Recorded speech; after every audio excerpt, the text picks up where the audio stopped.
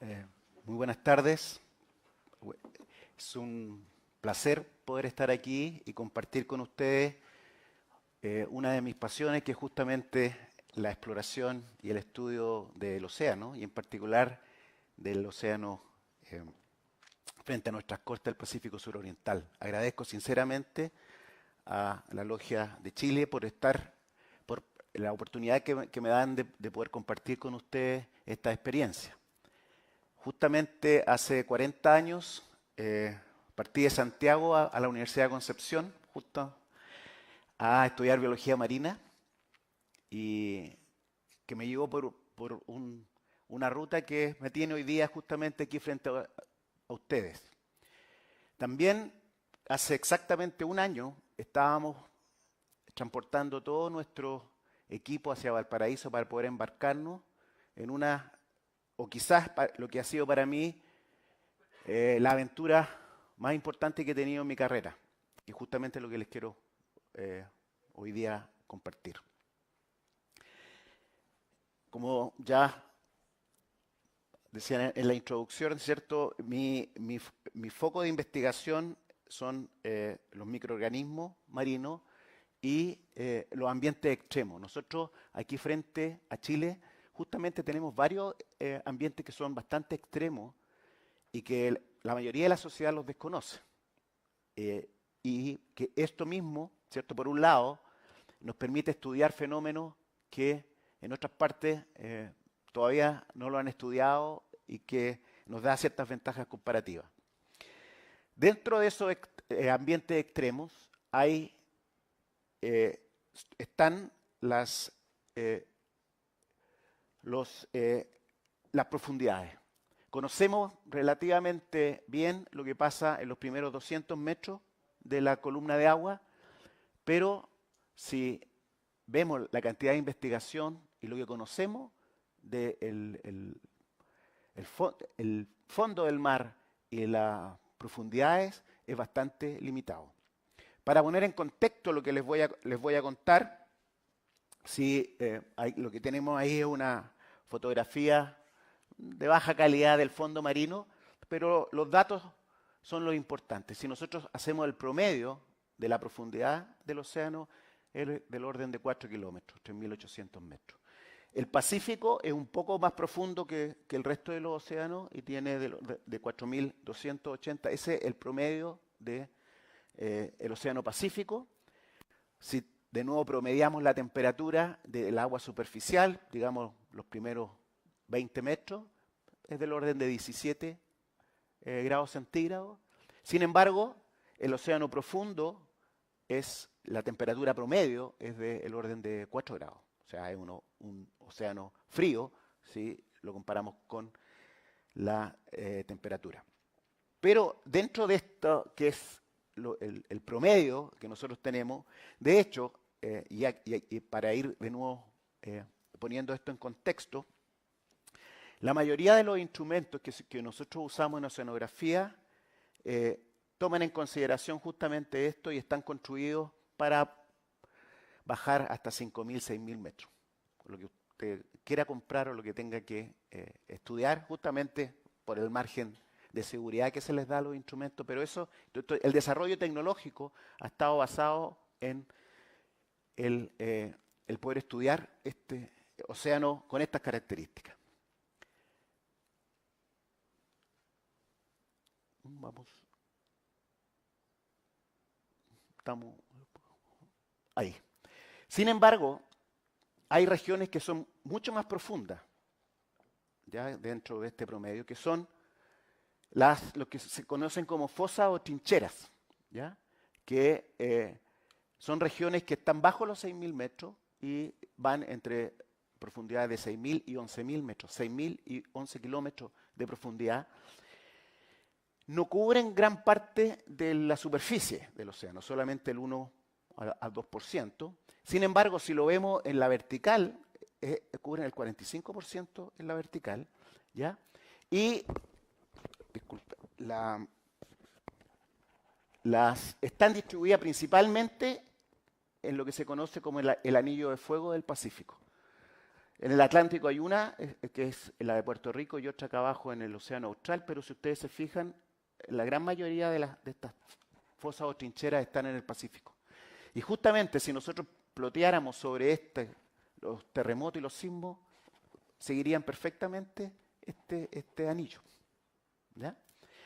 Entonces, ahora, estas trincheras o fosas, ¿por qué tienen estas profundidades? Primero que nada.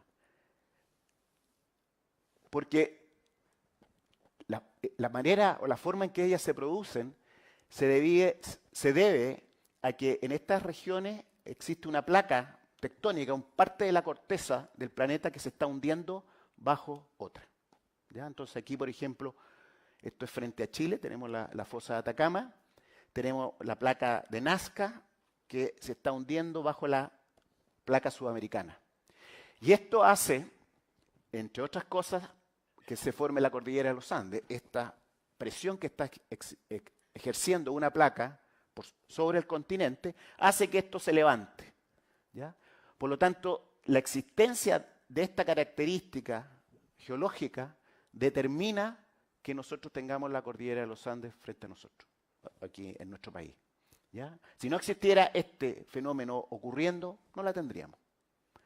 También tenemos que este fenómeno hace, ¿cierto?, que tengamos la mayor cantidad de volcanes en esta región, activos del mundo. Tenemos, ¿cierto?, mucha actividad geológica volcánica, y lo que nos preocupa como sociedad es que además es justamente este fenómeno que está ocurriendo el que genera los terremotos y tsunamis. Entonces, en palabras simples, la existencia de este proceso de subducción, la existencia de la fosa de Atacama, determina que nosotros tengamos la cordillera, que seamos un país sísmico, que tengamos volcanes, que tengamos tsunamis. Y lamentablemente no conocemos prácticamente nada de lo que está pasando allá. ¿Ya? Entonces, de nuevo, algo que es tremendamente nuestro y que nos afecta en nuestra geografía, en nuestro día a día, prácticamente lo desconocemos. La investigación que se ha hecho en nuestra región ha sido realizada principalmente por naciones europeas o norteamericanas y no por la comunidad chilena. Existe investigación poca. ¿Ya? Entonces, este es el contexto y lo que nos motivó entonces a estudiar, a tomar la decisión, que es lo que justamente les vengo a contar qué pasó. Otra, de nuevo, para que motivar un poco esto, es que si de nuevo vemos que el océano, de nuevo definido como aquellas regiones donde hay más de 6.000 metros, ¿cierto?, hay total oscuridad.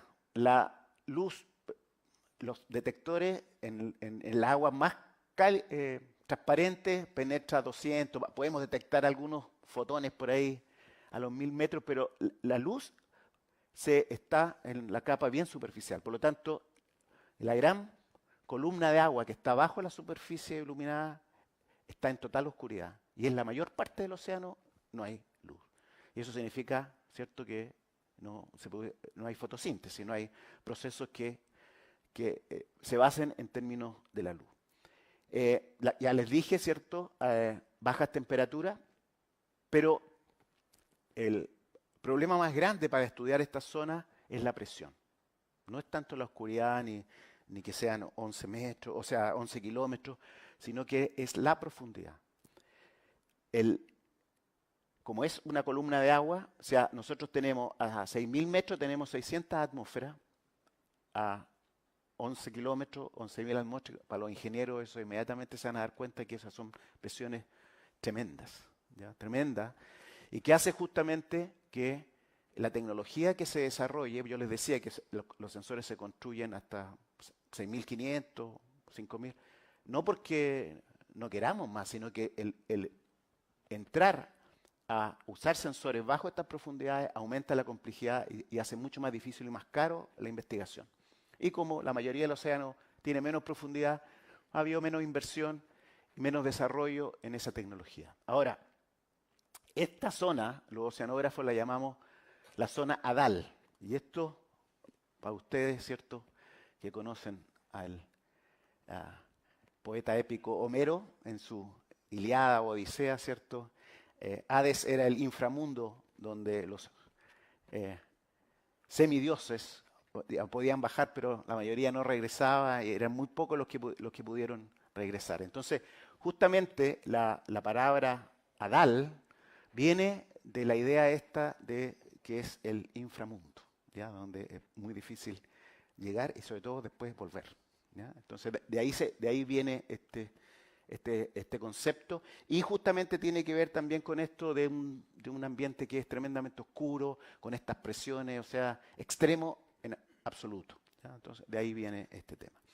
Ahora, la curiosidad humana, y justamente si ustedes están aquí, si yo estoy aquí, es porque una de las condiciones, ¿cierto?, de los seres humanos es la curiosidad.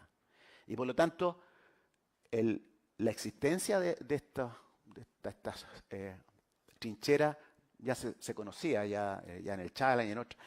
Y siempre ha habido investigadores que han ido tratando de explorarla con los medios más básicos, y por lo tanto algo sabemos, un poco, sobre todo de las otras trincheras, algo sabemos. Sabemos que hay vida abajo, hasta la expedición danesa de Galatea se pensaba que bajo los 500 metros no había vida, pero eso después, con observaciones y con exploraciones, se descubrió que hay vida en todas partes. No hay lugar en la Tierra donde no haya vida, pero en muchas partes son solamente microscopios de microorganismos. Pero en las fosas se ha encontrado vida en las grandes profundidades. Tenemos estos, en términos simples, los gusanos, tenemos estos anélidos, poliquetos que están en el sedimento, tenemos estos hisopos que son parientes de los crustáceos, ¿cierto? Tenemos estos pepinos de mar, que tenemos algunos representantes en la costa. Peces, se pensaba que los peces solamente podían llegar hasta 7.000, 7.500 metros, pero hace 2 años atrás se firmó, los colegas japoneses pudieron firmar un pez hasta los 8.178, que es el registro que hay del pez más profundo que hay, ¿ya? Y vamos a volver sobre esto al final.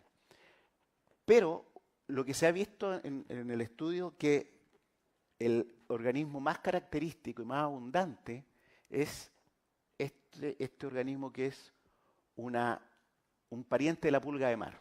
La pulga, ustedes cuando caminan en la playa, ¿cierto?, hay cositas que van saltando, que son chiquititos, y los pescadores a veces las sacan, son unos camaroncitos chiquititos. Bueno, estos miden 20, 25 centímetros, son gigantes.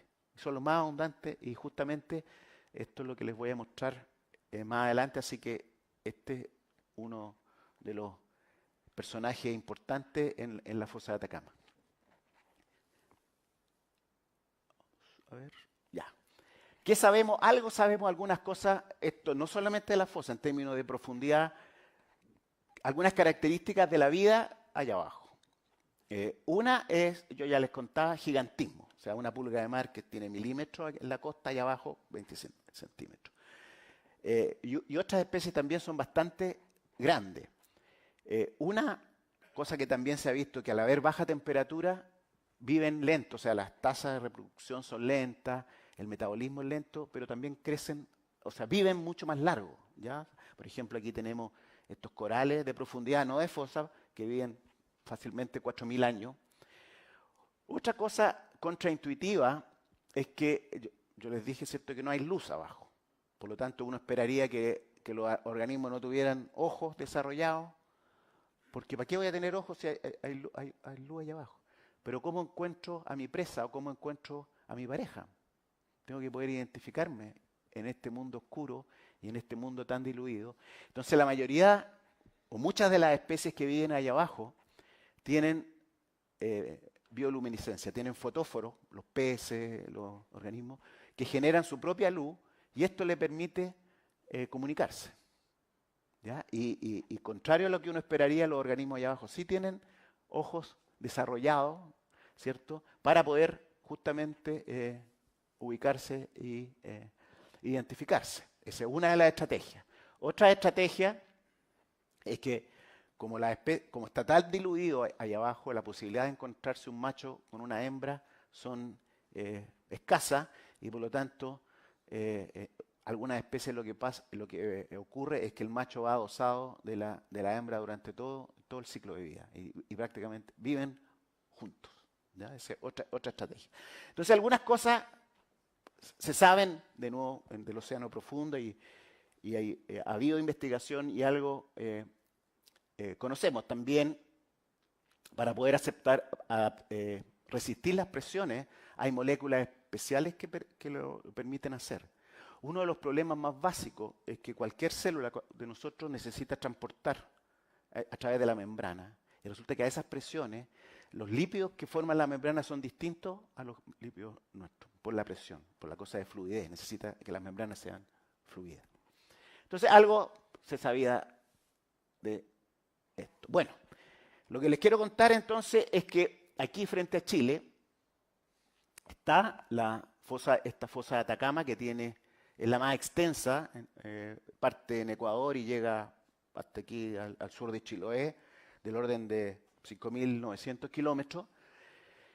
Esta es una cordillera, aquí la dorsal, y está la otra cordillera que forma esto que se llama la Cuenca de Chile. ¿Ya? Entonces, esta es una placa. Esta es la placa de Nazca, ya que se está hundiendo bajo la placa sudamericana, desde aquí hasta acá. Por lo tanto, y eso nos permite entender por qué tenemos terremotos desde Ecuador, Perú, norte de Chile, sur de Chile, porque en toda esta región es una región activa tectónicamente donde se están generando terremotos. La literatura nos decía, ¿cierto?, que el punto más profundo estaba ubicado frente a Antofagasta. Y lo otro característico que hace diferente esta fosa de otras fosas es que está bajo el sistema de la corriente de Humboldt, que es tremendamente productivo. Por eso que Chile y Perú son países pesqueros, porque tenemos mucha productividad aquí arriba, a diferencia de otras fosas, como la fosa de las Marianas, que es la más profunda, que son aguas bastante pobres, ¿ya? Y eso determina en gran medida que existe la posibilidad que la materia que se está formando en superficie pueda quizás llegar abajo. Esa es una de las ideas que se tenía antes de poder hacer la expedición, ¿ya? De que a lo mejor la vida que hay ahí abajo puede ser mayor o mayor diversidad o mayor riqueza debido a que hay una fuente de alimento que cae desde la superficie hacia el fondo. Todas estas cosas nosotros no, digamos, las especulábamos, pero no teníamos evidencia y todavía estamos justamente en eso. A ver, esto, ahí sí. Bueno, para poner de nuevo en un contexto de dimensiones, aquí tenemos la fosa de las Marianas, que es la más profunda, ¿cierto?, del orden de 11 kilómetros. Este es el Monte Everest, 8.800 metros, ¿cierto? 11.800, o sea, la fosa de las Marianas es más profunda que el monte más alto que tenemos en el planeta. Como venimos de lo que era la octava región, ya no es, ya nos separamos, pero pongo aquí está primero la fosa de Atacama, del orden de 8.000 metros, y vamos. Este es el Nevado de Chillán, para los que conocen la región. Y para los santiaguinos, siempre les ponemos el Costanera Center para que usted dimensione más o menos la escala. ¿Ya? Cuando estamos hablando de estas dimensiones que para aquí y para nosotros puede ser, ¿cierto?, comparado con la fosa de Atacama. Bueno, en la introducción se dijo que yo dirijo un instituto un centro de excelencia financiado por el Estado de Chile, a través del Ministerio de Economía. Y uno de nuestros objetivos que nos planteamos hace ya más de 5 años, el 2013, era justamente empezar a estudiar estos ambientes, ¿ya? Estos ambientes profundos y ultra profundos. Porque no sabemos nada, entonces había que partir con cosas muy simples. Y justamente en el 2013 nos pusimos el desafío de poder llegar a la fosa de Atacama con investigadores chilenos financiados por Chile en un barco chileno, o sea que fuera un logro de la ciencia chilena y no que esperáramos que esto lo hicieran exclusivamente las potencias científicas del mundo. Y bueno, obviamente, viviendo en un país pequeño, con recursos limitados, ¿cierto? Esto no era trivial, pero había que atreverse. Y justamente esa fue una decisión que se tomó y entonces empezamos a ver cuál era la mejor forma de poder llegar a la fosa. Y, como les decía, imagínense, partimos el 26 de enero del 2018, o sea, casi justo hace casi un año atrás. Así que, por lo tanto, lo que le estoy contando es bastante reciente. Lo hicimos a bordo del buque Cabo Horno. Chile, desde el 2013, tiene uno de los buques oceanográficos pesqueros más modernos del mundo y que se usa, o los investigadores lo usamos en parte para hacer investigación científica. De esta iniciativa, de la tripulación que fuimos, porque es un esfuerzo mucho más grande, ¿cierto? Participó la gente que trabaja en el Instituto de la Universidad de Concepción, más colegas de la Universidad Católica de Chile, más colegas de la Universidad de Antofagasta. Además, vinieron 3 ingenieros de Estados Unidos y les voy a contar por qué. Era que tenía que ver con la tecnología que requeríamos. El buque de Cabo de Horno, para ustedes brevemente que no lo conocen, bueno, aquí está, año de construcción 2013, permite llevar 25 científicos y digamos, tiene todas las características de un buque moderno oceanográfico. No hay nada que envidiarle en términos de la tecnología que usa. Lo que sí está administrado por la Armada, lo que tiene ciertas ventajas, pero también tiene ciertas desventajas, porque ellos lo usan para otras actividades, ¿cierto? Por lo tanto, no está 100% disponible para la comunidad científica. Pero es lo que tenemos y es lo mejor que tenemos, momento. También, por esto de coincidencias que nos hicieron o determinaron que fuéramos nosotros el año pasado. Originalmente nosotros habíamos planificado hacer esta expedición el próximo año o en 2 años más. Pero justo nosotros nos invitaron a participar de una expedición del buque alemán Sonne, que es el buque más moderno que existe hoy día oceanográfico a nivel mundial. ¿Ya? Construyó el año 2014, donde era una expedición internacional de Alemania, Dinamarca, Reino Unido, Francia, Estados Unidos, Japón, China y Chile. Ustedes se fijan, todos los países que participaban en esta expedición son potencias científicas y tecnológicas mundiales. No hay ningún país aquí del nivel chileno que estuviera participando. Y como nosotros lo habíamos logrado un mes antes, fuimos invitados, pero además fuimos invitados con una contribución significativa. El 25% de los científicos que iban arriba del buque eran chilenos. ¿Ya? Y eso, entonces, bueno, de aquí está las cosas que no aparecen en los libros ni en las publicaciones científicas. Lo que determinó que hiciéramos el viaje el 2018 y era justamente porque queríamos ser nosotros los primeros en llegar y con nuestra tecnología y no que fuéramos de, como dicen por ahí, de arroz de acompañamiento del plato. ¿Ya? Y estas son las cosas humanas, las cosas que hacen, que determinan ciertas decisiones que se tomaron.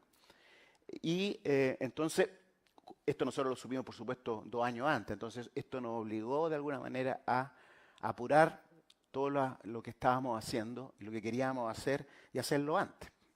Y afortunadamente, como van a ver, esto nos resultó, pero para que resultara tuvimos que tener el apoyo de mucha gente. Eso, a ver.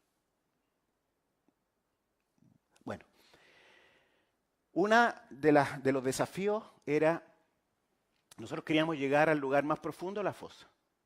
Y para eso hay que encontrarlo primero. Imagínense, tenemos 8 kilómetros y tenemos que ubicar un puntito abajo.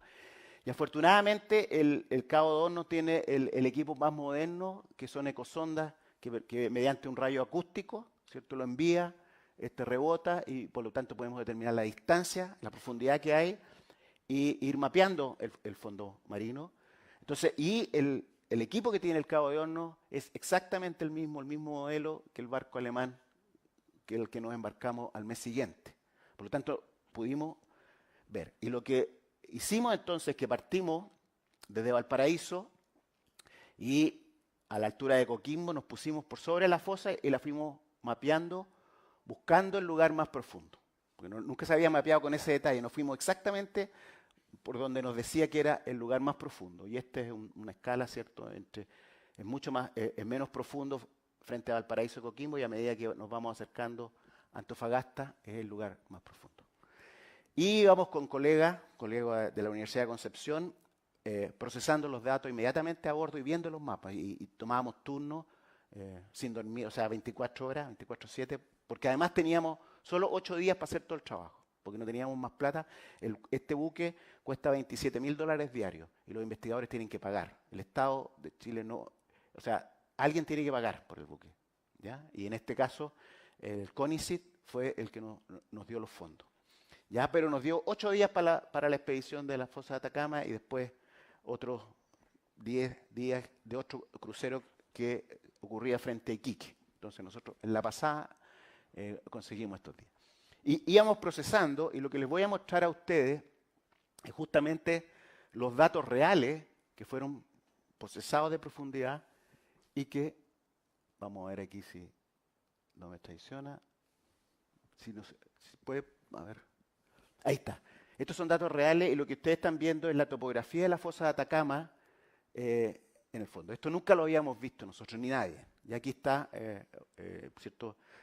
En una animación, entonces nos vamos hacia el norte y el color va determinando la profundidad. Entonces aquí ya vamos cerca entre 7.000 y así es como se ve abajo. O sea, no es una piscina esto, sino que que tiene estructura, es como un cañón y de repente se producen estos planos, así estos como valles, que justamente es donde están los lugares un poco más profundos. Y con esto entonces nos pudimos mapear y tomar la decisión de dónde íbamos a hacer la investigación, dónde íbamos a poder lanzar nuestros sensores y poder medir e intentar llegar abajo. Entonces, el primer problema que teníamos era cómo ubicábamos dónde íbamos a hacer la investigación, y eso lo resolvimos gracias a que Chile tiene un barco moderno con la tecnología que nos permite hacer esto. Antes del 2013, aunque hubiéramos querido, no lo hubiéramos podido hacer. Vamos.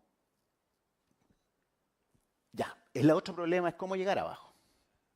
Ahora, no podemos mandar un submarino abajo. De hecho, hoy día se han hecho 2 submarinos, los dos, uno de Estados Unidos y el otro japonés. Los dos se destruyeron. Haciendo ciencia, implosionaron. Y por lo tanto, en estos momentos no tenemos un submarino que pueda llegar tripulado allá abajo. Han habido, pero no hay. Tampoco tenemos los recursos para comprar instrumentos que valen millones de dólares, por lo tanto teníamos que buscar una estrategia que nos permitiera, en forma modesta, ¿cierto?, tener un equipo que lo pudiéramos enviar allá abajo con sensores, que llegara, tomara muestras, grabara y volviera y lo recogiéramos.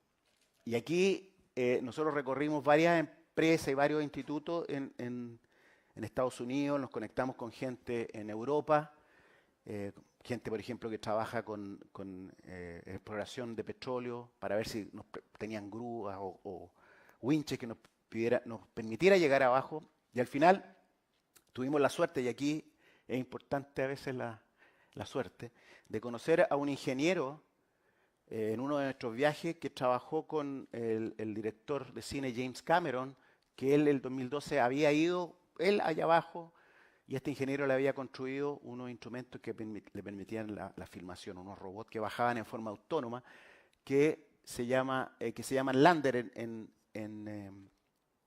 inglés, y que Lander viene de estas cápsulas de cuando aterrizaban en la Luna, ¿cierto? Y que se posan sobre la Luna. Entonces, el mismo concepto es un instrumento de relativo bajo costo, pues, comparado con todo lo que existía en el mercado, que que es lo que hace que sea más barato, que una estructura de estos nuevos materiales de ciencia, que son mucho más baratos y que son resistentes a esas presiones.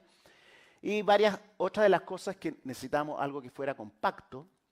Y lo que tiene aquí son estas esferas de cristal. Y lo que hicimos fue poner toda la electrónica allá adentro. Tradicionalmente, todos los otros vehículos lo que se hace es poner la electrónica en unos cilindros de titanio para resistir la profundidad. Entonces aquí hubo una innovación tecnológica en no usar estos cilindros de titanio, que son caros y son pesados, sino que meter la electrónica dentro de la esfera. ¿Ya? Ahora, nosotros como oceanógrafos, ¿qué queríamos mirar? Era la primera vez, ¿cierto? Queríamos ver la salinidad, la temperatura, si había oxígeno o no había oxígeno allá abajo. Colectar muestras de agua, pero otra cosa que queríamos hacer era poder tomar video allá abajo, tomar fotos. Nunca habíamos visto el fondo de la fosa de Atacama, ya nadie lo había visto. Y también tratar de captar alguno de los organismos, entonces un brazo, y ustedes lo van a ver muy simple, que con una carnada y una trampa para ver si podíamos capturar algo a 8.000 metros. De nuevo, tuvimos en conversaciones con National Geographic a ver si podíamos poner una de sus cámaras que valen, cada una cuesta, no sé, un mínimo $200.000. Era muy pesado, al final no llegamos. Y le dimos el desafío a unos jóvenes que tenían una empresa en California que hacían cámaras para deporte extremo, y nos construyeron una cámara que pequeñita así, y que en teoría soportaba los 8.000 metros, pero no se había probado a esa profundidad. ¿Sí? Lo llevamos nomás y teníamos que ponerle luces además. ¿Ya? Entonces, bueno, vehículo, ¿cierto? Que es completamente autónomo, porque no lleva cuerda, no lleva nada, y ustedes lo van a ver. Lo bautizamos como Audacia, justamente por lo que significaba todo este trabajo y atrevernos finalmente a hacer esta investigación. A ver, vamos. Ahí. Esta es una animación de cómo funciona se libera del barco, va sin ninguna amarra y se deja caer y empieza a bajar por gravedad. Ustedes se fijan, lleva unos pesos aquí, va por gravedad. No hay nada motorizado aquí. Es solamente jugar con la gravedad. ¿Ya? Y empieza las luces, y este es bastante realista de cómo funciona. Llega abajo, ¿cierto? Y aquí, si se fijan, hay un brazo retráctil con un sistema de relojería que se programa, se quema un cable, se le hace una corriente y baja, y le ponemos una carnada y finalmente lo capturamos y lo llevamos para arriba. Bueno, eso era la teoría, ¿eh? Todo esto era como pensábamos nosotros que todo esto iba a funcionar. Entonces, ¿por qué? Porque este instrumento, y ahí el problema, tenía que llegar arriba y teníamos que encontrarlo, porque en alta mar. Pero tiene un sensor acústico, y en el futuro queremos ponerle sensores que puedan comunicarse con satelital. Hoy día existe la comunicación, no tuvimos la plata para hacerlo, pero sí para enviar una señal acústica. Entonces, lo que ustedes van a ver ahora, si es que esto funciona, sí. Es real. Esta fue el primer lance que hicimos. ¿Ya? Estos son los ingenieros del instituto. Todo fue armado aquí en Chile, lo construyeron en Estados Unidos bajo nuestras especificaciones. ¿Ya? Ahí ustedes se fijan, ahí va este es el ingeniero, Kevin Hardy, que de hecho la semana pasada estuvo con nosotros porque sigue trabajando con nosotros. Ahí estamos probando las luces, está toda la electrónica. Y fue una de las cosas que hicimos a propósito, fue llevar un equipo de audiovisual, un camarógrafo y un sonidista para poder grabar todo esto y para poder justamente mostrárselo a audiencias como ustedes. ¿Ya? Y aquí está entonces, cuando se lanza por primera vez, imagínense el nerviosismo que era, y ahí se fue. Se fue, o sea, y 8.000 metros allá abajo, y empieza, y claro, ahí nos felicitamos porque lo pudimos lograr, armar, con todos los problemas que había, de armarlo aquí en Chile, poner los instrumentos, y aquí lo vamos a buscar, porque ustedes se fijan que ese que está ahí, esto debiera estar emitiendo Entonces ya no estamos muy felices ahí, no habíamos dormido en toda la noche y buscándolo, tratando de ver si efectivamente subió. Y ahí finalmente aparece ya en lo primero que detectamos fue el sonido. Y después lo vimos y ahí la gente de la Armada, los Zodiac, lo va a buscar y la recuperamos. Esta fue la primera vez que se lanzó y que llegó a superficie. En este lance llegamos como a 8.020 metros y teníamos tiempo entonces de poder lanzarlo 2 veces más. Esto se lanzó 3 veces en el... y ustedes se fijan, toda la maniobra, todo está hecho con profesionales chilenos, digamos, que tenemos calificados, gente que trabaja con nosotros y que hoy día entonces podemos tomar estos desafíos. Vamos. Ya. Bueno, ¿qué se logró? ¿Qué se logró? Bueno, primero que logramos llegar a 8.081 metros que se había registrado antes, que eran 8.000, algunos 65, pero nosotros llegamos en nuestro tercer lance a 8.081 metros. Esto impactó a la comunidad internacional. Esta es la revista Marine Technology Reporter, que no es científica. Esta es la revista de mayor distribución de todas las empresas que trabajan en tecnología marina. Ya justamente porque usamos una tecnología disruptiva, nueva. Además, obviamente, lograr este récord, ¿cierto? Pero lo importante es que demostramos que comunidades pequeñas como nosotros, que países como Chile, hoy día podíamos enfrentar estos desafíos porque la tecnología hoy día nos permite justamente abaratar costos, poner nuevos sensores y llegar abajo. Entonces, esto es de abril del 2018, hubo mucha prensa aquí local también. Esto pasó justo en febrero, donde la gente está de vacaciones y no ve mucha televisión ni lee los diarios, pero tuvimos bastante cobertura y siguen habiendo programas de esto. Y después volvimos en la expedición alemana, hicimos 5 inversiones, o sea, llevamos esto como nos funcionó, 5 inversiones y no logramos llegamos a 8.080, o sea, el récord lo seguimos teniendo con la expedición chilena. ¿Ya? Bueno, seguimos con la historia. Entonces, estamos analizando los resultados. Esta era una expedición que principalmente el objetivo era demostrar que éramos posibles de llegar. La ciencia iba a ciencia, pero era un segundo objetivo. Pero sí pudimos hacer mediciones, estamos analizando resultados y creo que logramos mucho más de lo que habíamos pensado.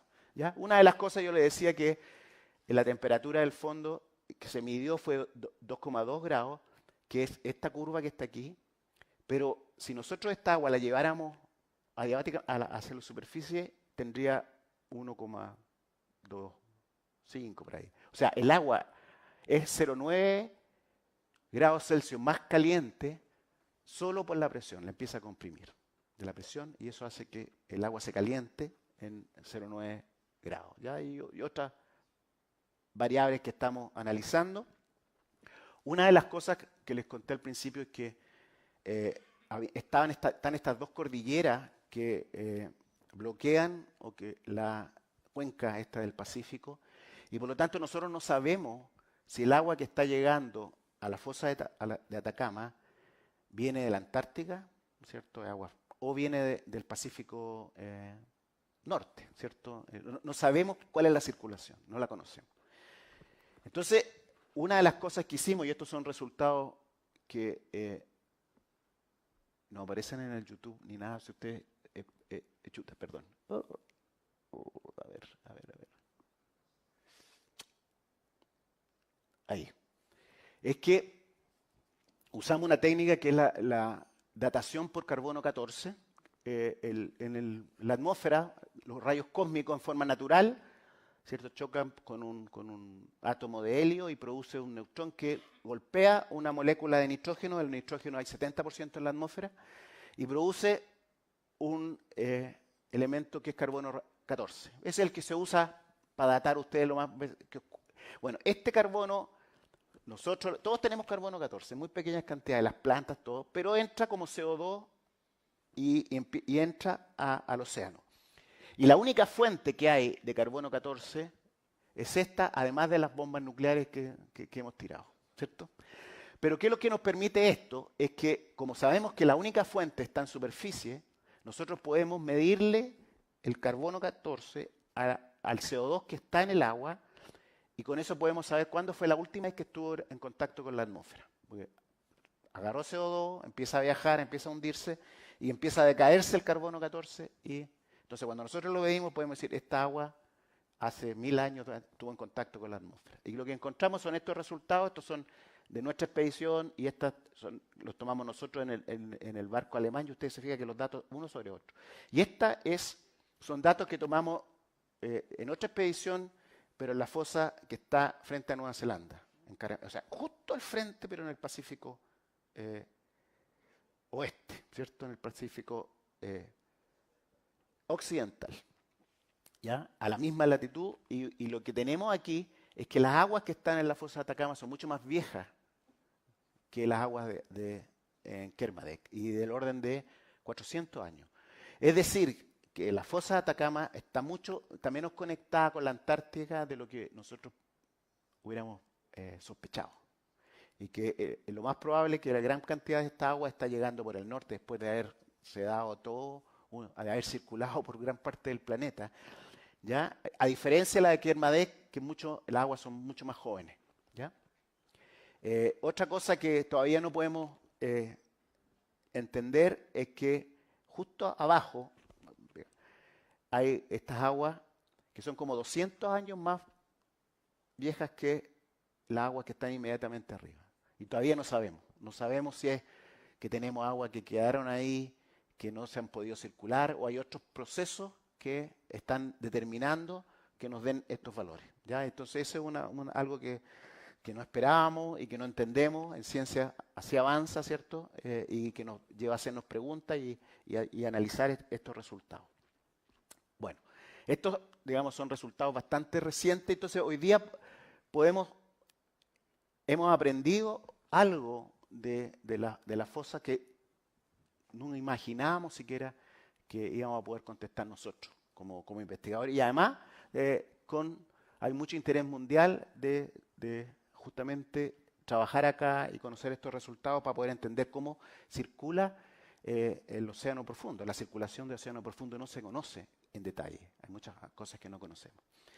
Pero yo les contaba, ¿cierto?, que una de las cosas el esfuerzo que hicimos fue llevar cámaras de video y fotos, y me imagino que ustedes justamente lo que quieren ver allá abajo. Lo que está pasando. Entonces, eso es lo que ahora viene, y que es... este es el brazo que está, y aquí está la cámara filmando. ¿Ya?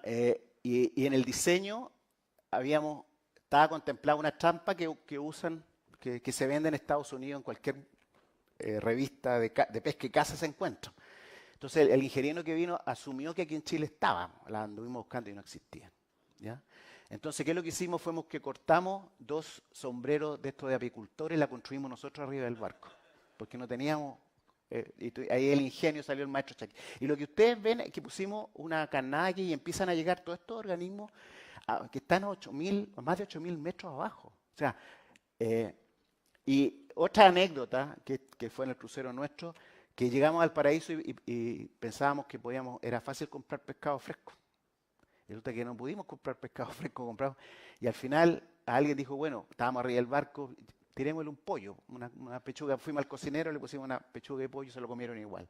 ¿Ya? Entonces, cualquier cosa que caiga allá abajo, y estos son estos anfípodos, estas pulgas de mar gigantes, que se meten aquí, ¿cierto?, a esta trampa, y nosotros somos capaces entonces de colectarlas, las llevamos y ahora las podemos estudiar. De nuevo, esto es lo que está pasando a 8.000 metros de profundidad. Está acelerado, pero igual, o sea, lo que vimos abajo es algo que no imaginábamos. ¿Ya? Y ustedes se fijan ya por los colores que no hay una especie, que hay varias especies de distintos tamaños. Bueno, otro experimento que hicimos, pero aquí ya más cinematográfico, porque aquí el objetivo era poder capturar estos organismos. es que en vez de poner esta trampa, ¿cierto? Esto es cuando llega, esto es como cuando llega a la luna un vehículo, ¿cierto? Y aquí ustedes van a ver que de nuevo cae el brazo, pero en vez de ponerle la trampa, lo que hicimos, y aquí sí fue en el crucero alemán, llevamos un jurel, ¿ya? Un jurel entero, un jurel entero. Y ahí está el jurel, pues y esta dimensión son 10 centímetros, por lo tanto el jurel tiene del orden de 30 centímetros. Ustedes se ve que al principio no hay nada. Lo que sí uno puede fijarse, ¿cierto?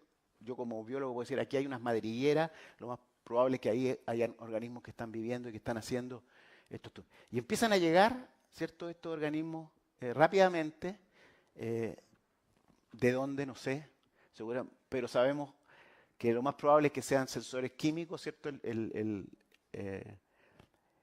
pescado empieza a emitir compuestos químicos que empieza a atraer y ellos están adaptados a estos organismos para captar, porque su estrategia de vida es comer lo que caiga. Cuidado con caerse ahí, porque se lo comen inmediatamente.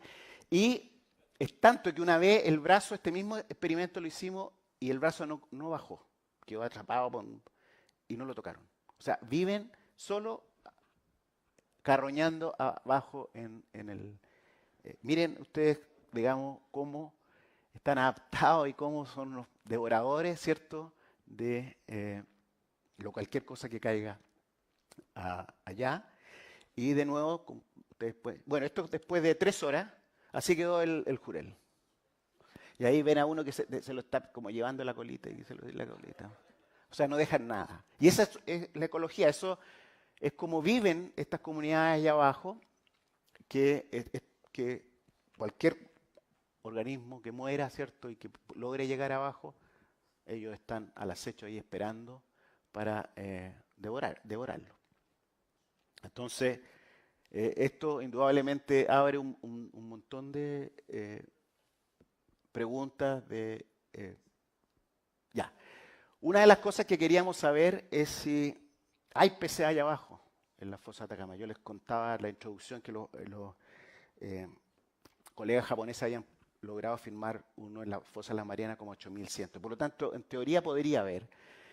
Nosotros no tenemos en Chile especialistas de océano profundo de peces, pero en la expedición alemana en la que iba el doctor Alan Jamieson, que es el especialista mundial. Ha escrito libros y es el que más sabe, y ustedes hacen un YouTube y lo van a ver, y de hecho salió aquí en la prensa esto. No se observaron en la fosa de Atacama en el lugar más profundo. Ahora, eso no significa que no esté, es por el tiempo que nosotros dejamos las cámaras allá abajo, 20, 18 horas. De hecho, los colegas japoneses creo que estuvieron al menos 24 horas para poder filmar. O sea, si dejáramos a lo mejor cámaras por un periodo más largo de varios días, a lo mejor podríamos verlo. Pero sí aparecieron dentro de la fosa 6.700 7.600 metros. Este es un grupo bien particular de peces porque se ha visto en otras fosas, se llaman peces caracol. A esas profundidades no se puede formar carbonato de calcio, los huesos. Por lo tanto, estos peces, si bien son vertebrados, son solamente cartílagos, no tienen parte, excepto los dientes, no tienen partes duras, ¿ya? Y se firmaron, bueno, y los especialistas mundiales, que eran, además del doctor Jamieson, iban gente de Hawái y de Washington, no pudieron identificar qué especies eran. Entonces los bautizaron como... Vieron primero 3 especies. Nunca en ninguna fosa se habían visto 3 especies al mismo tiempo. 3 especies distintas. Y los bautizaron como púrpura, rosado y blanco nomás. Porque no hay... entonces, vamos a ver. Especies desconocidas. Y aquí ustedes... Ellos son los que llegan después y se comen a estos anfibios que predan sobre ellos, pues estos son los predadores, llegan mucho después, ¿sí? ¿Ya? Y aquí ustedes tienen 2 de estas eventuales especies nuevas, ¿cierto? Este es el púrpura, este no sé si es el blanco rosado, y aquí están nadando a casi 7.000 metros de profundidad, y por lo tanto aquí frente a Chile tenemos 3 especies nuevas de estos peces que no sabemos quiénes son y que no las podemos descubrir, lo único que tenemos son filmaciones, salvo uno que se capturó, el resto no. Entonces eso significa que hay que volver, hay que capturarlo, hay que estudiarlo, ¿ya? Especie absolutamente nueva, ¿ya? Y aquí Tienen otra de la especie, otra filmación eh, que pudimos observar y pudimos mirar allá abajo. eh, y ustedes vieron ya cómo estos fueron los anfibios, no fueron los peces los que se comieron esto, ¿ya? Entonces hay todo un ecosistema que está funcionando abajo. Y lo que inmediatamente, sobre todo los colegas que habían trabajado en nuestras fosas, se dieron cuenta era que la diversidad y la riqueza que hay ahí abajo en la fosa Atacama es mucho mayor que lo que habían visto en otras fosas. Ya que era algo que nosotros creíamos, pero una cosa es pensar y otra cosa es poder verlo y hoy día poder estudiarlo. Ya estamos terminando. Bueno, estos son algunos de los desafíos que tenemos hoy día, ¿cierto?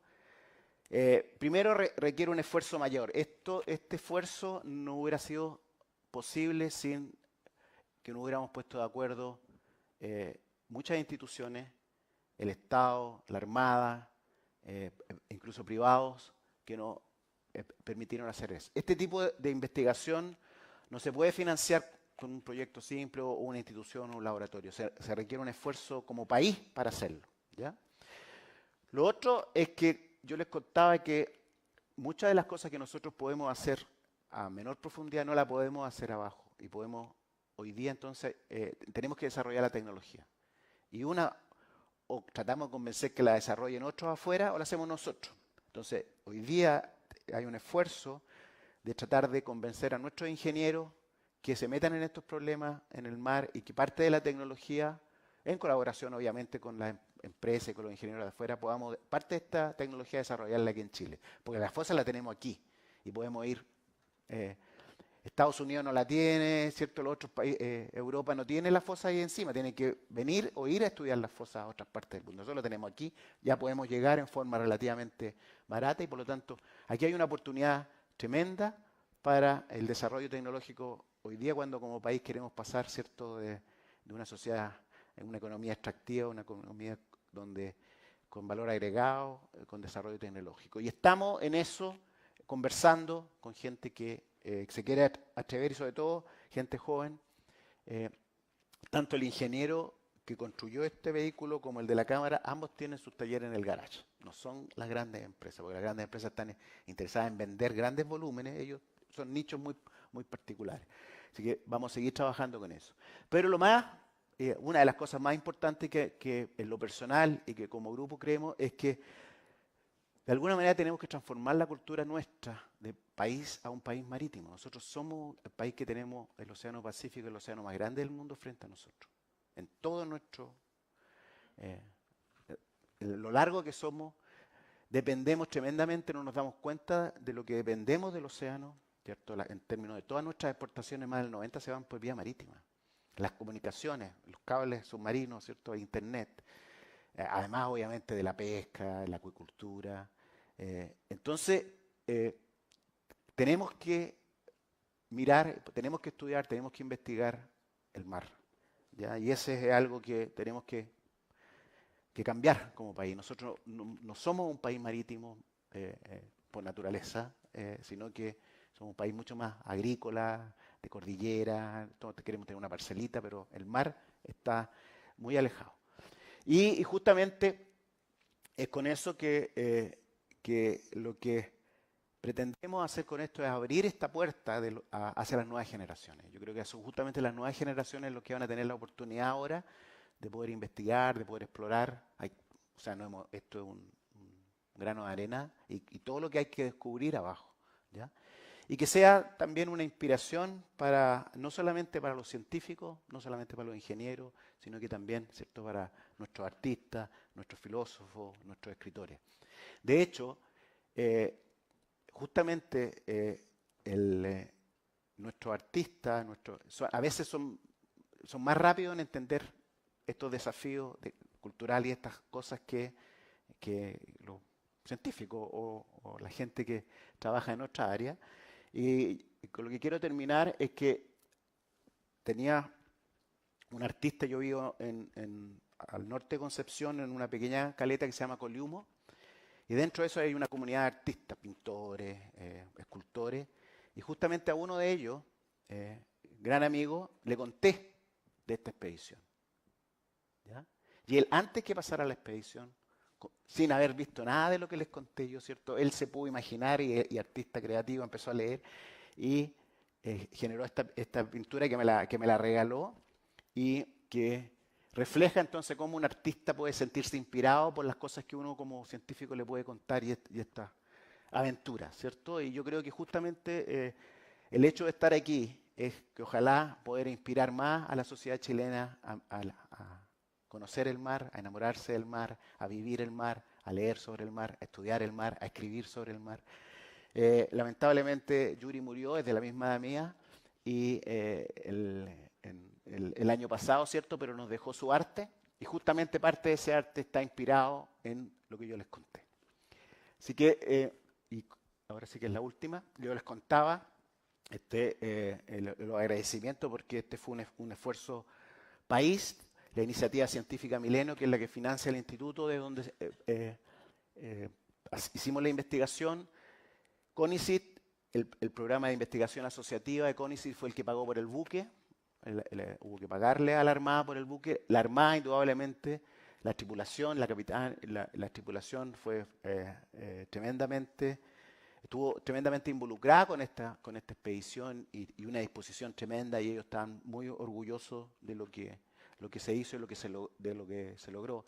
A las universidades que participaron, a una productora que es los videos que ustedes tienen, y les aviso que viene un documental que se va a estrenar a mediados de este año con motivo de los 100 años de la Universidad de Concepción. Hay una producción de un documental que va a durar 1 hora, donde van a poder ustedes ver todas estas cosas que les he contado, pero ahora con filmaciones y hechas por profesionales de la disciplina, ¿cierto? Y de la audiovisual. La Comisión Europea, que pagó por el buque alemán, nosotros pagamos toda nuestra participación, desde los pasajes, transporte, todo. O sea, la colaboración es bien horizontal. O sea, hoy día ya Chile el nivel de la ciencia chilena, a pesar de que la ciencia es pequeña, en áreas como esta estamos de una forma horizontal, y por lo tanto nosotros costeamos toda nuestra participación. Lo único que no pagamos fue el buque, que estuvo pagado por este proyecto, el capitán, y también, ¿cierto?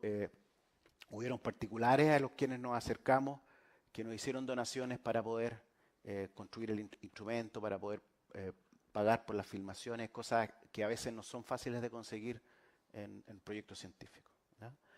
Así que muchas gracias de nuevo por la atención.